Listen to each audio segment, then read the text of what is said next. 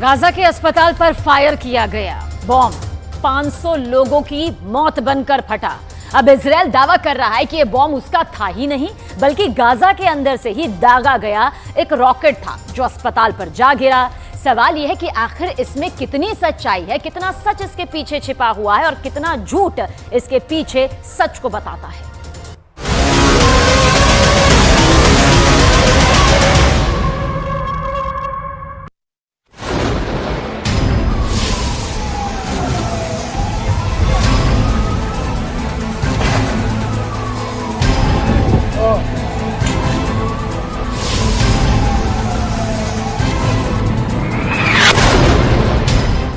Gaza के अस्पताल पर बम गिरा।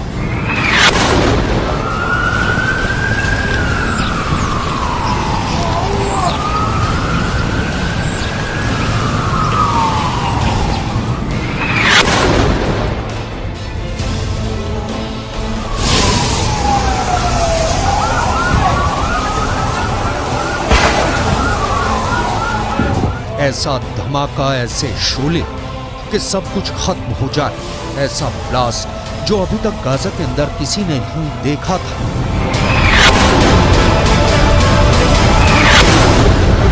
गाजा पर इजराइल के 10,000 बम गिरे, लेकिन ऐसा ब्लास्ट पहली बार हुआ। और जब यह बम गिरा तो सैकड़ों लोग फौरन मारे गए।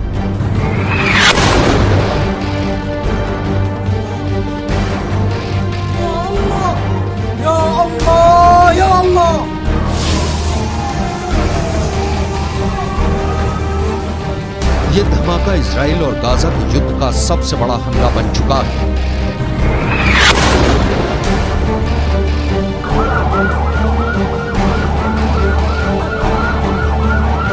धमाके से 500 से ज्यादा लोगों की मौत हुई। ये गाजा के अल अहली अरब अस्पताल का कंपाउंड। हर तरफ लाशें बिखरी पड़ी थी, हर तरफ चीख पुकार, दर्द से कराह रहे बच्चे और जिनकी सांसें चल रही थी, उनको बचाने की कोशिश शुरू हो गई। 17 अक्टूबर की रात हुए इस धमाके ने गाजा को ही नहीं बल्कि पूरी दुनिया को हिलाकर रखा, क्योंकि इसमें बम का टारगेट एक अस्पताल को बनाया गया।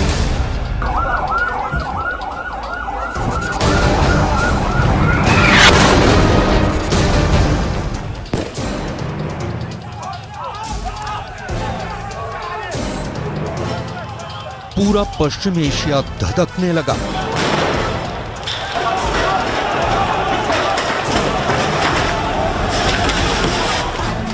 फिलिस्तीन के वेस्ट बैंक से लेकर लेबनान और तुर्की के इस्तानबुल में प्रदर्शन शुरू हो गए।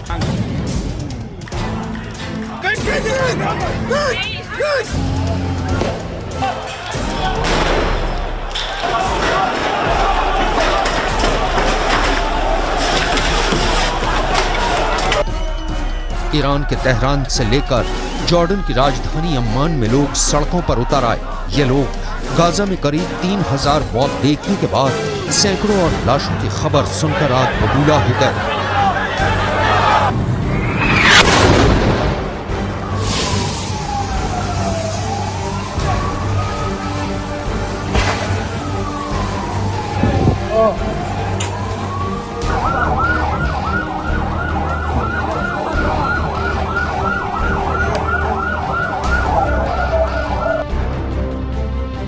अब 2 तरह के वीडियो आए हैं जिसमें रॉकेट फायर होते देखे जा सकते हैं, और इसमें इजराइल के चैनल 12 का दावा है कि रॉकेट की फायरिंग लाइन में अस्पताल भी है और इसी दौरान हमास का एक रॉकेट मिसफायर होकर अस्पताल पर जा गिरा।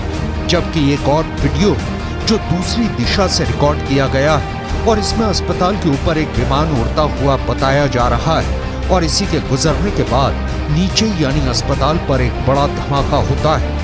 ऐसे में बड़ा सवाल है कि क्या ये धमाका इजराइल के बम से हुआ है या फिर इस धमाके के पीछे हमास का रॉकेट है।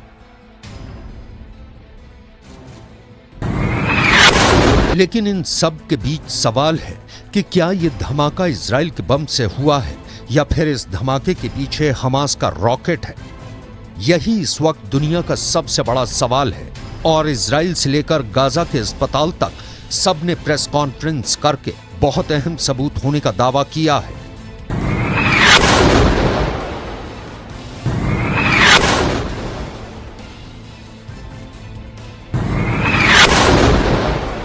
गाजा में अब तक 10,000 से ज्यादा बम बरसा चुका इजराइल एकदम से हरकत में आया।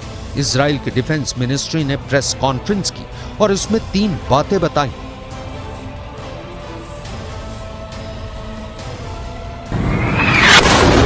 इजराइल का पहला दावा, गाजा में ये धमाका PIJ ग्रुप यानी पैलेस्टाइन इस्लामिक जिहाद के रॉकेट से हुआ है। At 6:15 p.m., a barrage of rockets was fired by Hamas to Israel. Then, at 6:59 p.m., a barrage of around 10 rockets was fired by Islamic Jihad from a nearby cemetery. It was at the time that 6:59 p.m. when there were reports of an explosion at the Al-Hali Al-Mahadani hospital in Gaza City. Israel का दूसरा दावा, जिन rocket से Israel पर attack हुआ उसमें से एक rocket misfire हो गया और वो जाकर अस्पताल पर गिरा। According to our intelligence, Hamas checked the reports, understood it was an Islamic Jihad rocket that had misfired and decided to launch a global media campaign to hide what really happened. They went as far as inflating the numbers of casualties. अब देखिए Israel का वो दावा जिसमें उसकी सेना ने Hamas संगठन के बीच हुए कम्युनिकेशन की रिकॉर्डिंग होने की बात कही है, यानी हमले के बाद बातचीत का ऑडियो सबूत होने का दावा किया है। इजराइल के मुताबिक ये हमला उसने नहीं किया।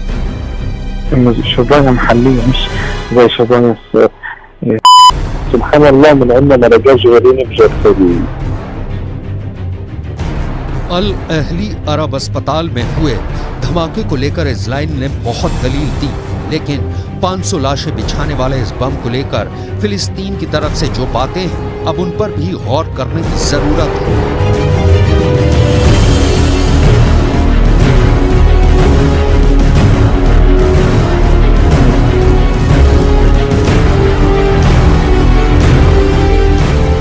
इजराइल का दावा है कि ये रॉकेट मिसफायर हुआ, तो उसके बाद काउंटर सवाल ये उठता है कि इतना बड़ा धमाका हमास का रॉकेट नहीं कर सकता।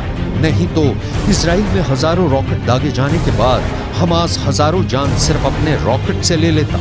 हमास के एक रॉकेट में 20 किलो तक वॉर हेड होता है, जबकि इजराइल जिस बम का इस्तेमाल गाजा पर कर रहा है वो बम ही 900 किलो से भारी है। इसे JDAM कहते हैं। इजराइल का दावा है कि बम से कोई क्रेटर नहीं बना, यानी जमीन में गड्ढा नहीं हुआ। तो काउंटर सवाल उठता है कि इसमें वो फ्यूज इस्तेमाल किया गया जो बम में जमीन से टकराने से पहले धमाका कर देता है।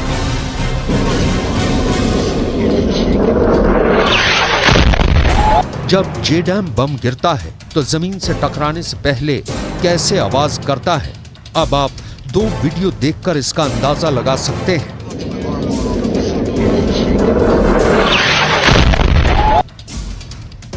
पहला वीडियो एक सीटी की तरह आवाज आती है और फिर धमाका होता है। यह वीडियो अफगानिस्तान में अमेरिका के JDAM बम से हुए हमले का है। एक बार फिर सुनिए।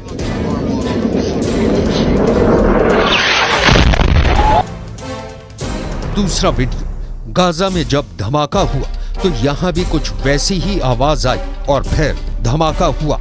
एक बार फिर सुनिए और तुलना कीजिए।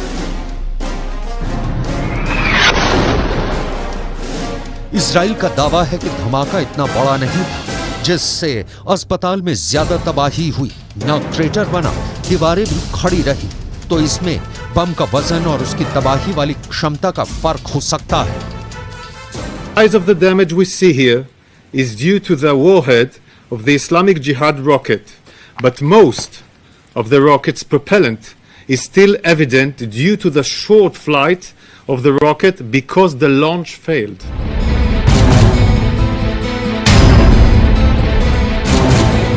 जब फिलिस्तीन इस्लामिक जिहाद वाला आरोप संयुक्त राष्ट्र में फिलिस्तीन के प्रतिनिधि रियाद मंसूर से पूछी गई तो उन्होंने बताया कि इजराइल ने 4 दिन पहले अल अहली अस्पताल को खाली करने की चेतावनी दी थी और यह हमला इजराइल ने ही किया है। He is a liar. His spokesperson and digital spokesperson tweeted that Israel did the hit, thinking that there is around this hospital a base for Hamas, and then he deleted that tweet. We have a copy of that tweet, and Talal can share with you that tweet. Now they change the story to try to blame the Palestinians. It is a lie.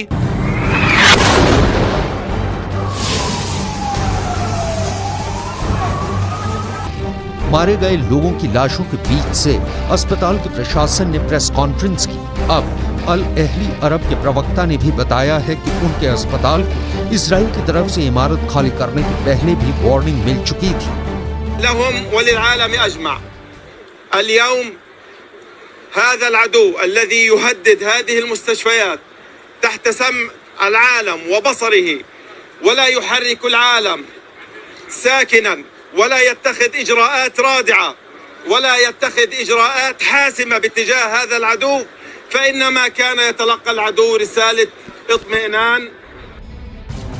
इससे पहले कई report छप चुकी हैं जिसमें Gaza के कई अस्पतालों को हमास का अड्डा बताकर हमले की धमकी मिल चुकी है और अब अल अहली अस्पताल में हुआ धमाका वाकई हैरान करने वाला है।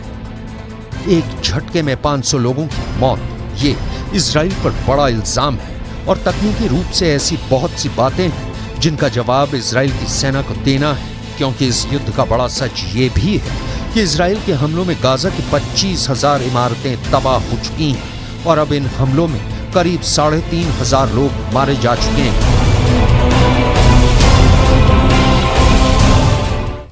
हमास के टॉप 9 कमांडर्स को मारने वाली